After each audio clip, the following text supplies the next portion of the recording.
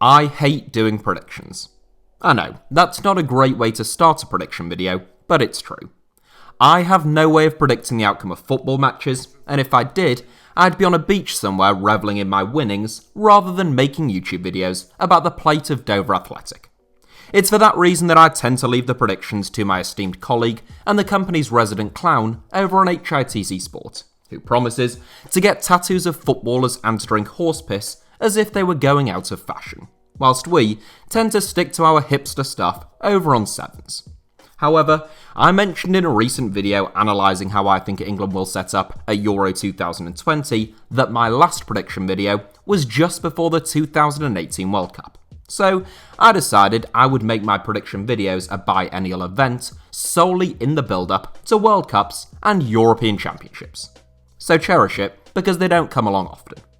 I'm going to start off with my 7 bold predictions for the Euros, because this is HITC Sevens. It's a bit of a vibe. But I've also done the full Euro 2020 predictions simulator thing that's available via the UEFA website. So I'll share my full tournament predictions at the end.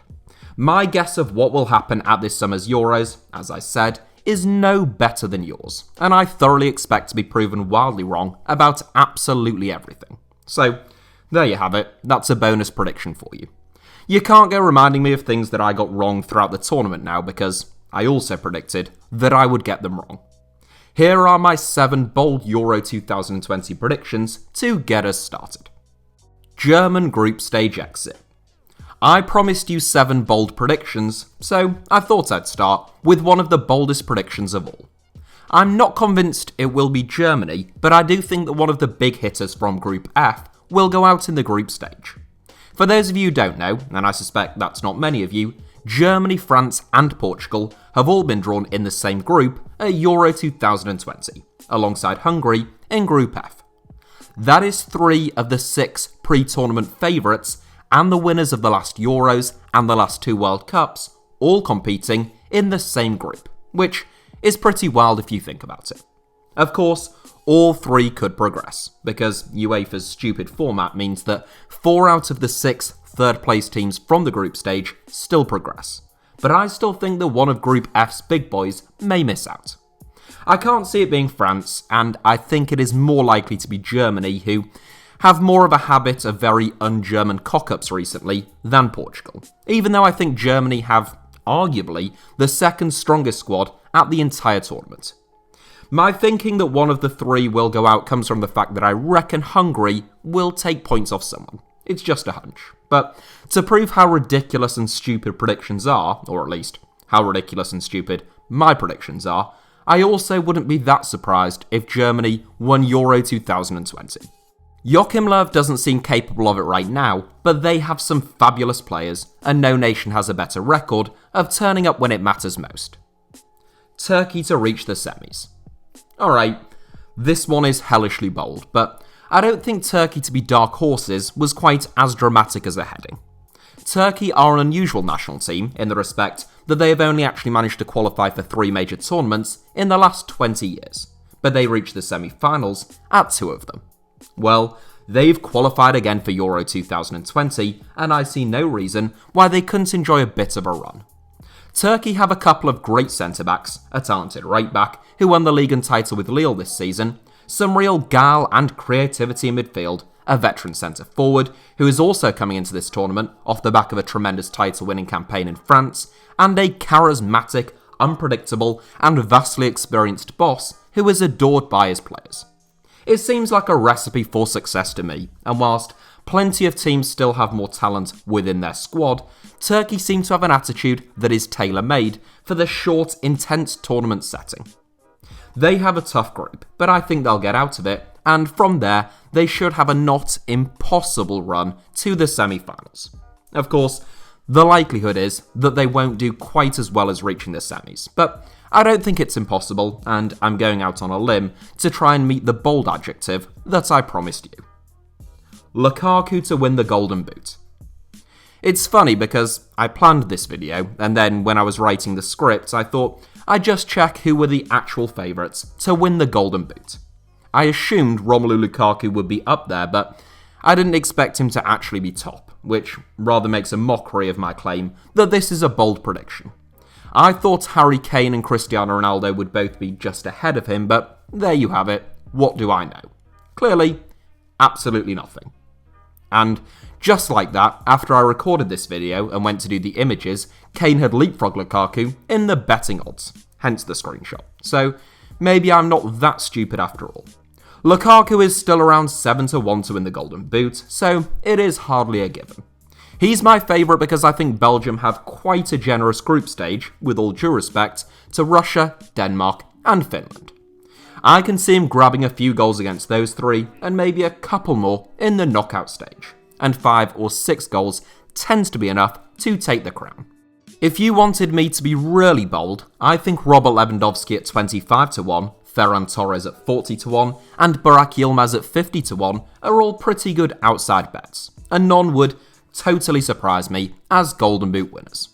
To be clear, I'm not suggesting that anyone goes out and bets on them winning the Golden Boot, or on anything else. I would say steering clear of gambling altogether tends to be a decent idea, but even then, that is not a recommendation. Don't do anything that I say. Live your own lives. Kante for player of the tournament. Is this a bold prediction? Well, actually, the bookies say yes. N'Golo Kante is priced as high as 40-1 to win the Player of the Tournament award at Euro 2020, which makes him the joint 14th favourite for the award, along with a whole raft of other players. I mean, Sergio Ramos and Virgil van Dijk are both shorter odds than Kante, neither of whom are actually going to Euro 2020. So, I would suggest they are not particularly wise bets. The reason I went for Kante as my bold player of the tournament prediction is 2 or 3-fold. For one, I think France will go far at Euro 2020, and the player of the tournament at a major finals tends to play for one of the finalists. Secondly, Kante is obviously in absolutely sensational form right now, and peaked just at the right time this season. And thirdly, there is so much hype surrounding Kante right now, much of it justified, and so much love for him that I just think he'll be in contention if he plays well, and there are no absolutely standout alternatives. Well, and fourthly I suppose, he is also very good at football. Kylian Mbappe for Best Young Player Award. I thought Kylian Mbappe would be miles out in front in terms of the Euro 2020 Young Player of the Tournament's odds, but everything that I can find online has him nowhere to be seen. Phil Foden is the 4-1 favourite pretty much wherever you look, followed by the likes of Mason Mount, Kai Havertz, Nicolo Zaniolo and Matthias de Ligt. I find that deeply unusual, but let me know in the comments if I'm just missing something. At first, I thought maybe it's because Mbappe is 22 and the bookies think that you have to be 21 to win the award. You don't, by the way, 22 is the cut-off point. But Mason Mount is also 22, and he's in there, so I'm all out of ideas. Anyhow, for me, Mbappe is the obvious choice, as the best young player at Euro 2020, playing as a star man for the strongest team on paper at the tournament. If I was confident Ryan Gravenberch would start for the Netherlands, I think he would be right up there. And the same goes for Jude Bellingham with England, and I also think the likes of Ferran Torres, Dejan Kulusevski and Joao Felix could have great tournaments. But surely, Mbappe is the standout. Ferran Torres for the team of the tournament. Mentioned there just a moment ago in Young Player of the Tournament contention, ultimately I think Mbappe is more likely to win that award than Torres, but I still think the Spaniard could be in for a big tournament. A young man who certainly doesn't lack in confidence, Torres backs himself on the biggest of stages. And I don't think he'll have too many nerves representing his country for the first time at a major tournament. He has scored 6 goals from 10 caps for Spain to date, including 2 in his last 2 games at the time of recording, and I think he's highly likely to start for Spain on the right flank. Spain's group stage opposition of Sweden, Poland and Slovakia should give him license to attack and maybe grab a couple of goals, so yeah. Hopefully, that is bold enough for you, and I think Torres could be one to watch at this summer's finals. Lorenzo Insigne for the silver ball. I know, a bit random, but bear with me. Well, for a start, I got my 2 boldest team predictions in, along with each of the major individual accolades, and I was still only up to 6 bold predictions, hence why my 7th is the slightly less prestigious, but no less bold, Silver Ball Award. In fact, if anything, this is among the boldest and most random predictions in this entire 7, given the fact that Lorenzo Insigne hasn't even scored for Italy since 2019. At the time of recording, that is. It's possible that he could have scored in Italy's warm-up game against the Czech Republic by the time this video comes out. Nonetheless, he certainly hasn't scored a great many goals for Italy, just 7 from 40 caps, but I think Lorenzo Insigne has the potential to light up Euro 2020. He has been excellent for Napoli this season, making 11 assists and scoring 19 goals. And if he starts, I think he could add some real flair, invention, and explosivity to a talented and structured Italian team. He is longer odds to win the Golden Boot than a number of players who aren't even going to Euro 2020. So, clearly, not too many people fancy him to score a hatful of goals.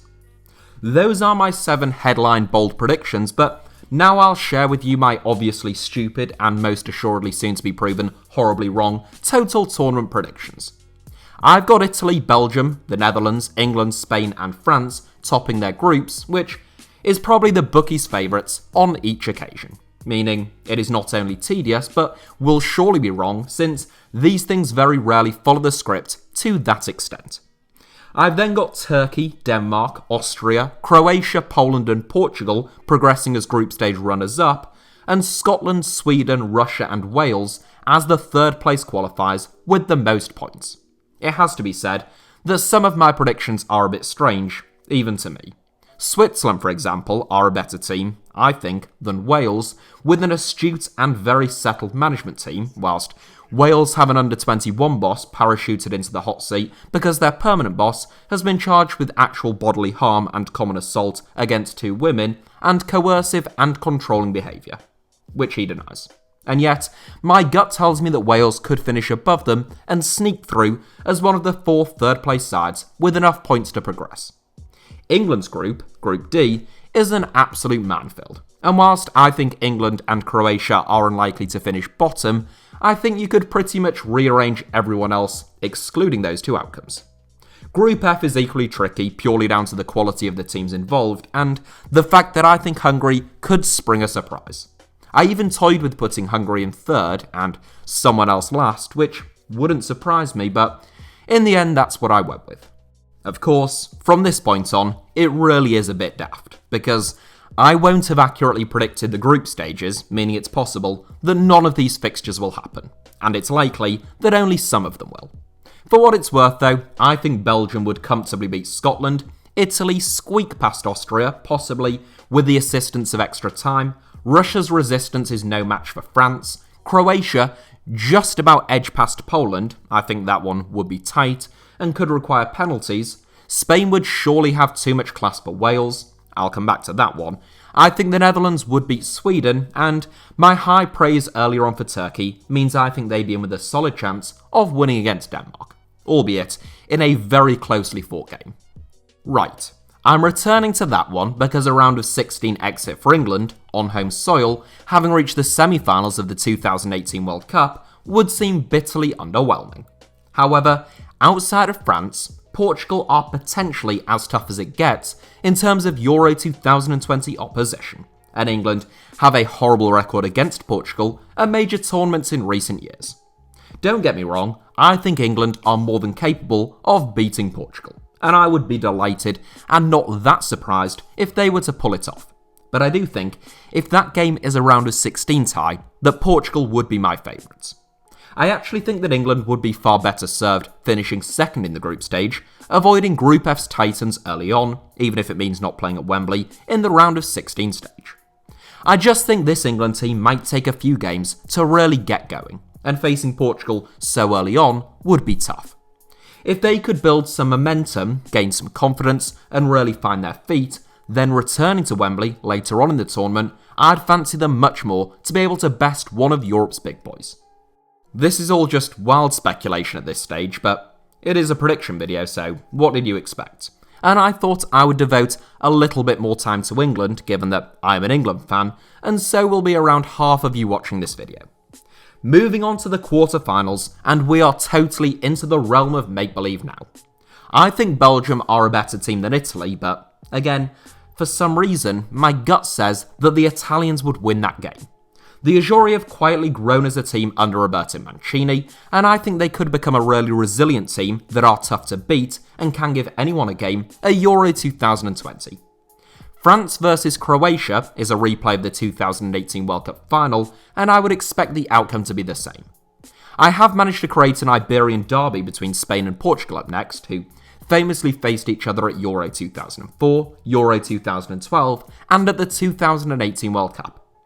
I think they draw, which is what they usually do, but then for Portugal to win on penalties, especially if De Gea is in net. Sorry, David, that was uncalled for. The last of my quarterfinals pits the Netherlands up against Turkey, and fulfilling my earlier bold prediction, I've got Turkey winning that game to reach the semi-finals. I genuinely think that would be a really tightly fought contest and a fascinating game of football that could go either way. It's a shame we'll probably never see it happen then, since these are just my predictions. Very quickly, I then have both Italy and Turkey's wonderful runs coming to an end in the semi-finals, when they simply come up against two superior teams. That would create, totally unintentionally, and I should say very unlikely, and no, that is not a word, a repeat of the most recent European Championship final yet again. Portugal, of course, beat France 1-0 on French soil in the final of Euro 2016, thanks to a goal by Adair, but in Alfie's prediction land, France exact their revenge on the hallowed Wembley turf, beating Portugal to be crowned as European champions for the first time since 2000. Hurrah! 3 cheers for les Bleus. Allez les Bleus. Allez... Oh no, wait. These are just my predictions. They haven't won anything yet. In fact, I think France are such standout candidates to win Euro 2020 that they probably won't because it just seems too obvious. But they still won in my predictions because there is no individual game that I could envisage them losing. Football isn't played on my laptop though, with me clicking on little icons that I think will win, and that is a good thing too. Otherwise, England would be out in the round of 16. Thank you all as ever for tuning in, and if you're someone who only watches my prediction videos, I'll see you again in a couple of years. I may make a reaction video to my predictions at the end of the Euros, as all YouTubers seem to do. It's money for old rope at the end of the day. If they are either freakishly accurate enough or hilariously wrong enough, and let's face it, it'll probably be the latter, as to be deemed entertaining. I hope you enjoyed today's video though, silly as it may be. Smash the like button if that was the case. Rumour has it that for every like, the chance of your national team winning the Euros increases slightly. Let me know your thoughts down below in the comments, and make sure that you are subscribed and have notifications turned on for HITC Sevens. And you can also find me on Twitter or Instagram via the username @HITC Sevens on both, should you wish to do so.